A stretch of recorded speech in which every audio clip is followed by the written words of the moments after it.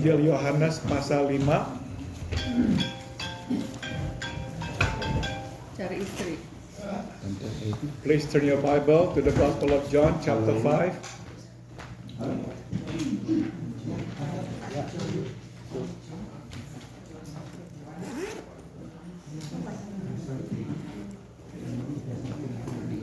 Dan kita akan membaca mulai dari ayat 31 sampai 40.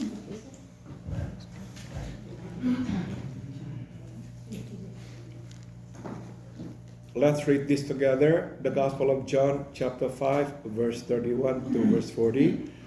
Kalau aku bersaksi tentang diriku sendiri, maka kesaksianku itu tidak benar. Ada yang lain yang bersaksi tentang aku, dan aku tahu bahwa kesaksian yang diberikannya tentang aku adalah benar. Kamu telah mengirim utusan kepada Yohanes, dan ia telah bersaksi tentang kebenaran. Tetapi aku tidak memerlukan kesaksian dari manusia. Namun aku mengatakan hal ini supaya kamu diselamatkan. Ia adalah pelita yang menyala dan yang bercahaya, dan kamu hanya mau menikmati seketika saja cahayaannya itu. Tetapi aku mempunyai suatu kesaksian yang lebih penting daripada kesaksian Yohanes, yaitu segala pekerjaan yang diserahkan Bapa kepadaku, supaya aku melaksanakannya.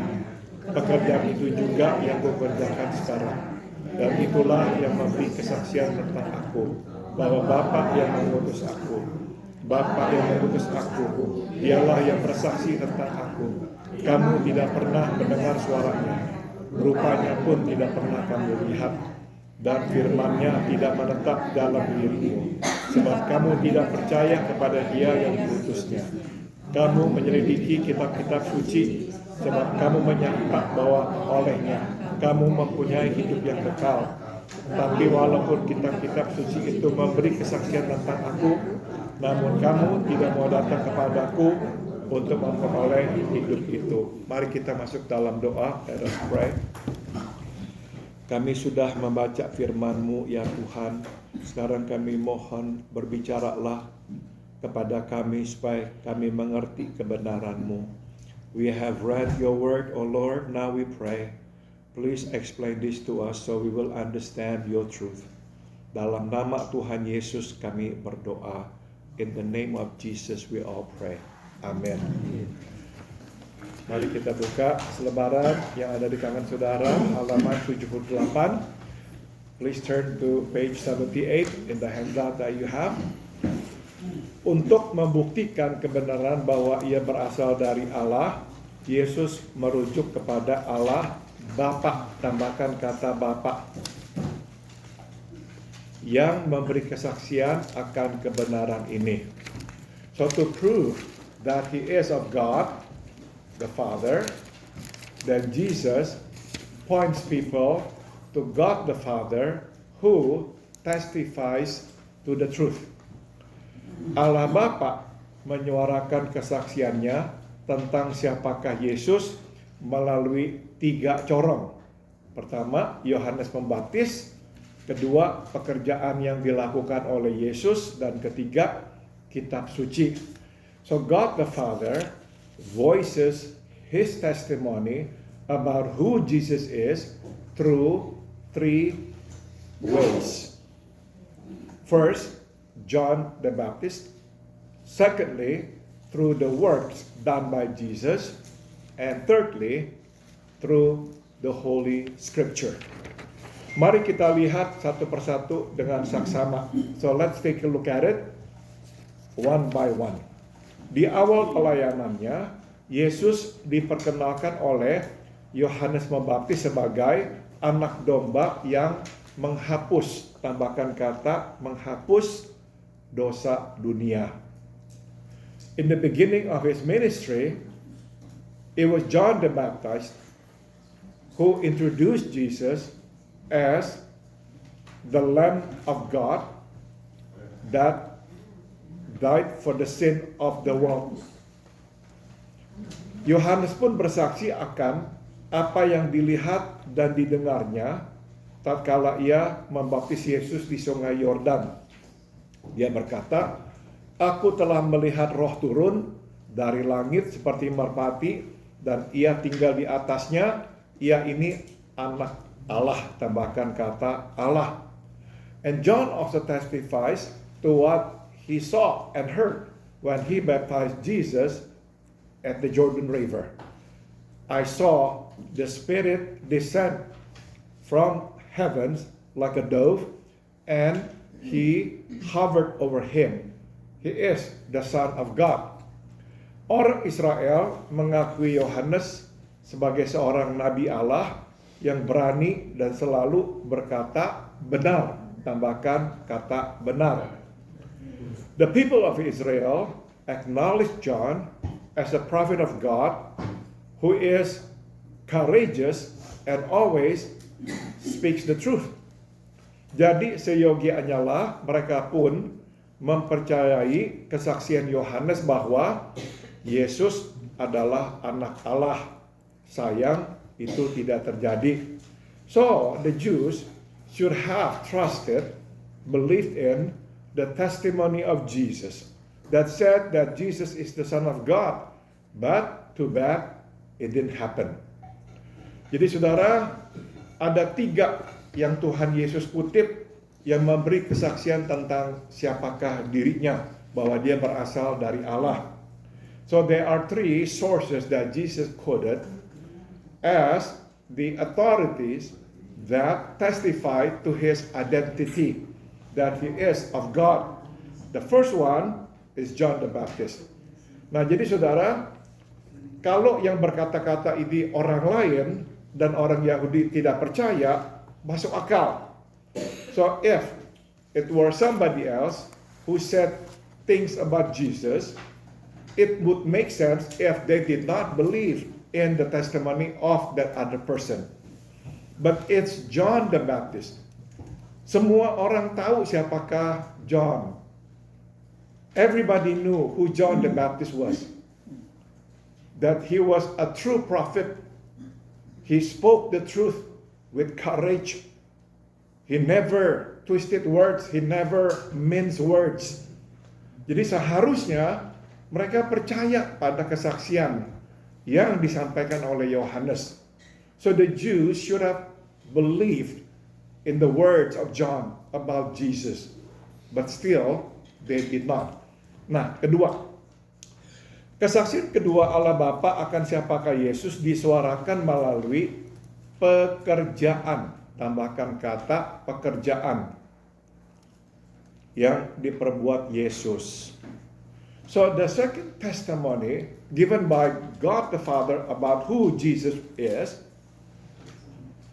given through or proven by the work done by Jesus. Bukan saja pekerjaannya yang syarat dengan kuasa ilahi, tambahkan kata kuasa, tetapi juga pekerjaan yang syarat dengan kasih dan pengorbanan, tambahkan kata pengorbanan. We're not talking about works that are full of the divine power. No, we're talking also about the works that is done and filled with love and sacrifices. Yesus menyembuhkan orang sakit, membebaskan orang dari kuasa setan, meneduhkan badai dan ombak, memberi makan beribuan orang dengan beberapa roti dan ikan, dan membangkitkan orang mati, tambahkan kata membangkitkan. Jesus healed the sick. Jesus delivered people from the power of demons. Jesus calmed the waves and the wind. Jesus fed the thousands with several fish and bread. And Jesus rose people from the dead. Semua ini menunjuk kepada karya Allah, sebab hanya kuasa Allah yang dapat melakukan perbuatan dahsyat dan supernatural ini. So all these acts, all these works point to the work of God Himself. Because only the power of God could have done all these mighty works, mighty and supernatural. Namun pekerjaan terbesar Yesus adalah mengasihi, mengampuni, dan mengorbankan dirinya sampai mati di salib.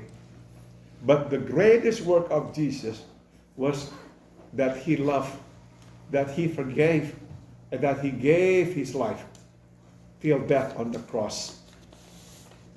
Jadi pekerjaan Yesus di bumi bersaksi, tambahkan kata bersaksi,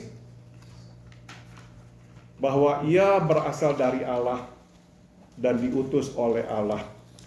So the work of Jesus on earth testified to the fact that he is of God and he is sent by God. Sayang orang Yahudi tidak menggubris pekerjaan Yesus. But too bad the Jews did not care about the work of Jesus. Saudara, siapapun yang melihat apa yang dikerjakan oleh Yesus seharusnya berpikir bahwa orang ini pasti direstui, diperkenan, dipakai oleh Allah, sebab tidak mungkin orang melakukan pekerjaan-pekerjaan seperti itu tanpa diperkenan dan diberikan kuasa oleh Allah. So everybody who saw what Jesus did should have believed that he must be of God, because it would be impossible for anybody to perform those miracles without the power of God. Mereka bisa percaya Elia adalah Nabi Allah. They believe Elijah was the prophet of God. Mereka percaya Elisa adalah Nabi Allah. They believe Elisha was the prophet of God. Mereka adalah orang-orang yang dipakai Tuhan melakukan mujizat. They were prophets of God, used by God to perform miracles. Tapi kenapa begitu Yesus melakukan pekerjaan yang seperti itu, mereka tidak percaya? But when they saw Jesus did what these other prophets did in the past, they still did not believe in Jesus. There was no reason. Dan terbesar adalah bukan saja pekerjaan mujizat yang dilakukan Yesus, tapi pekerjaan mengorbankan dirinya. Itu yang seharusnya juga tidak luput dari perhatian mereka. But what should not have escaped their notice was the love that Jesus had, the sacrifices that he made. It should have actually spoken to them that this man was not of man, but of God himself. Itu dua kesaksian. Yang ketiga, the third testimony. Kesaksian ketiga Allah Bapa akan siapakah Yesus dinyatakan melalui kitab suci. So the third testimony given by God the Father about who Jesus is revealed through the scripture. Begitu banyak nubuat yang merujuk kepada kedatangan Yesus sebagai Mesias yang dijanjikan Tuhan Allah. So you see, there are a lot of prophecies talk about the coming of Jesus as the promised Messiah.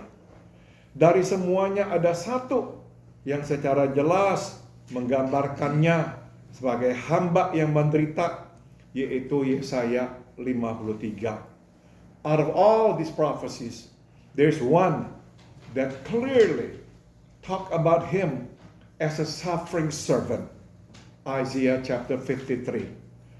Jadi bukan hanya lambang pemerintahan, tambahkan kata pemerintahan. Ada di atas bahunya, tapi juga lambang kesengsaraan, tambahkan kata kesengsaraan. Dipikulnya. So it's not only the government that it's on his shoulder, but it's also the suffering. It's also on his shoulder.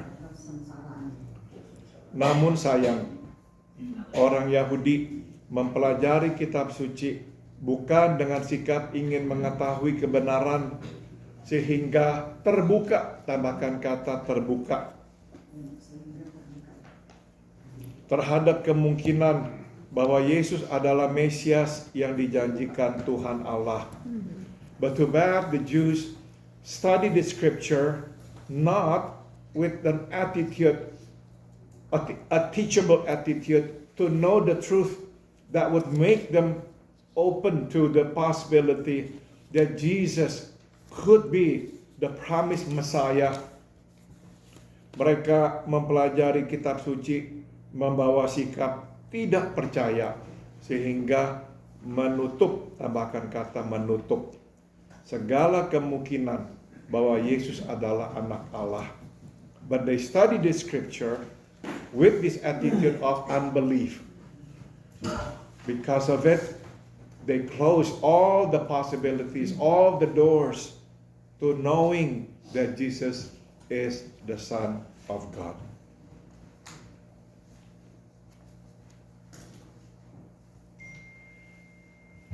Tiga kesaksian, tapi mereka tetap tidak mau percaya. 3 testimonies from John the Baptist, the work of Christ himself, and the scripture, but they still refuse to believe. Mari kita sambung. Allah Bapa bersaksi bahwa Yesus berasal dari Allah dan diurapi Allah melalui Yohanes, melalui pekerjaan, tambahkan kata pekerjaan yang diperbuat Yesus, dan melalui kitab suci. So God the Father testifies that Jesus is of God and anointed by God through John, through the works done by Jesus, and through the scripture. Tidak ada kesaksian yang lebih kuat dan meyakinkan dari semua ini. Sayang orang Yahudi tetap menolaknya. There is no other testimony stronger than this. But too bad the Jews resisted. They still refused to believe in him. Hari ini Allah juga memakai Yohanes untuk menyaksikan siapakah Yesus. Sayang banyak yang tidak mendengarkan. Tambahkan kata mendengarkan. Today, God also uses John, a lot of Johns, to testify to who Jesus is. But too bad, many don't listen.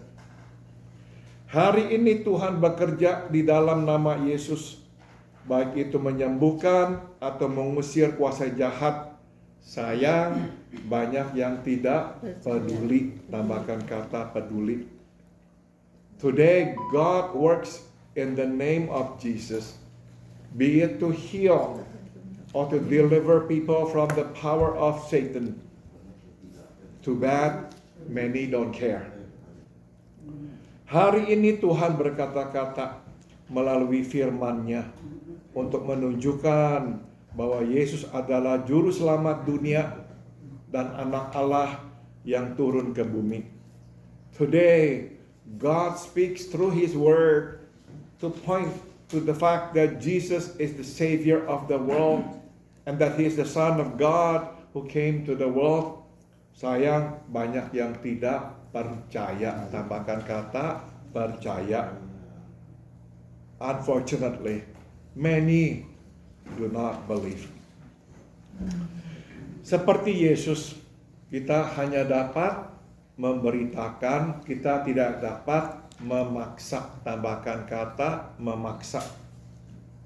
Like Jesus, we can only share, preach. We can only tell people. We cannot force people to believe. Dan seperti Yesus, kita pun harus dapat diakui. Tambahkan kata diakui. Sebagai pengikut Kristus yang sejati oleh orang di sekitar kita, dari perbuatan kita, dan melalui kekonsistenan hidup kita dengan kitab suci. And like Jesus, we too should be recognized as the true followers of Jesus by those around us, by the works that we do, and by our consistent life with the Scripture. Nah, jadi ini kesimpulannya, saudara. Apa yang orang katakan tentang kita, tambahkan kata orang. So here are the 3 questions that we should ask ourselves. What do people say about us? Apa yang orang katakan tentang siapa kita? What do people say about us? Apakah mereka akan berkata, dia ini seorang anak Tuhan yang baik? Will they say, this person is a child of God, a good man, a good woman of God? Ataukah orang berkata sebaliknya? Or will people say the opposite of it? He doesn't seem to be a Christian. Kedua pertanyaannya adalah, apa yang perbuatan kita katakan tentang kita? Second question we need to ask is, what do our action say about us?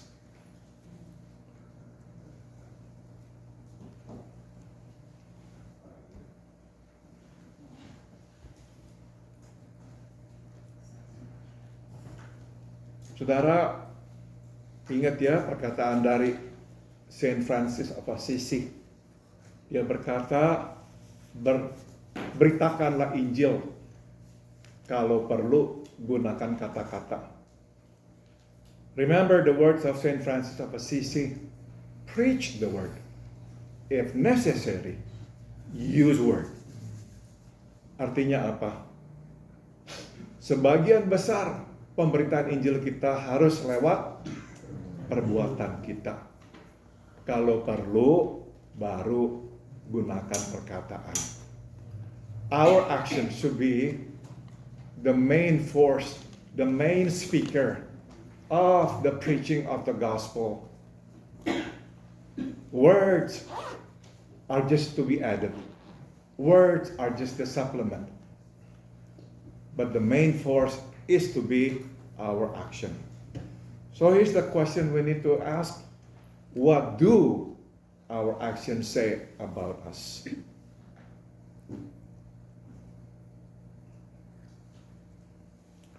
Yang ketiga, apa yang kitab suci, tambahkan kata kitab suci, katakan tentang kita?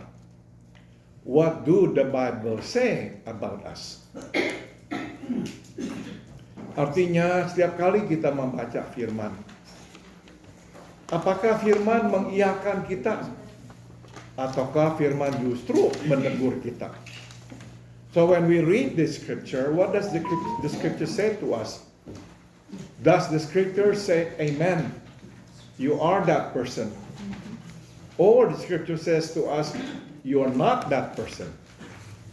You don't live consistently with the Bible, what the Bible says about you. What does the Bible say about us? Jadi 3 kesaksian yang ampuh. So here are the 3 effective, powerful testimonies. Apa yang orang katakan tentang kita? Apa yang perbuatan kita katakan tentang kita? Dan apa yang firman Tuhan katakan tentang kita? What do people say about us? What do our actions say about us? And what does the Bible say to us or about us? Saya sudah selesai.